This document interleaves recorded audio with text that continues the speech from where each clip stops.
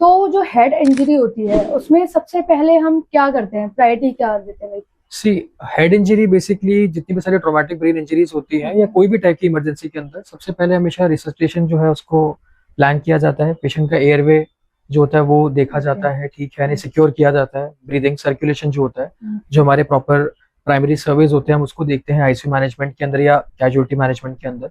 उसके बाद जाकर जब पेशेंट स्टेबलाइज हो जाता है तब हम पेशेंट को सेकेंडरी सर्वे के लिए जाते हैं। अब न्यूरोलॉजिकल अगर पॉइंट ऑफ व्यू से बात करें तो पेशेंट की स्टेबलाइजेशन और उस दौरान हम पेशेंट के प्यूपिल सबसे पहले देखते हैं। जो हमारी आंखों की पुतलियां होती हैं उसके अकॉर्डिंगली हमें समझ में आता है कि कहीं कोई दबाव किसी एक साइड पर तो नहीं है। वो तब समझ में आता है अगर प्यूपिल्स बड़े हुए होते हैं, अगर आंखों की पुतलियां बड़ी हुई होती है। और साथ ही साथ हम पेशेंट का जीसीएस जो है वो देखते हैं, जो हमारी पूरी प्रॉपर एक स्केल है जिससे हम न्यूरोलॉजिकली मॉनिटर कर सकते हैं पेशेंट को उस टाइम पर भी और उसके बाद में भी।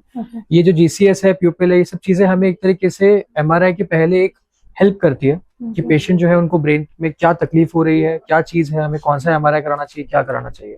और उसके अकॉर्डिंगली हम पेशेंट का सिटी या एमआरआई जैसा होगा वैसे प्लान करते हैं। बट यूजुअली जो ट्रॉमा के पेशेंट्स होते हैं, हेड इंजरी के पेशेंट्स जो होते हैं, उनके लिए टाइम मैनेजमेंट जो होता है बहुत जरूरी होता है।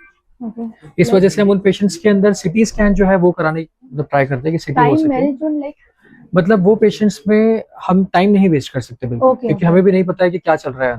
तो ऐसे पेशेंट्स में फर्स्ट लाइन ऑफ इन्वेस्टिगेशन जो है वो सिटी ब्रेन होता है। और उसी के साथ हम देखते हैं अगर पेशेंट को कुछ हाथ पैर में कमजोरी या कुछ गर्दन में दर्द ऐसी कोई चीज होती है तो हम उसके अकॉर्डिंगली सिटी स्कैन से ब्रेन का नहीं स्पाइन का भी आगे करवाते हैं देखने के लिए।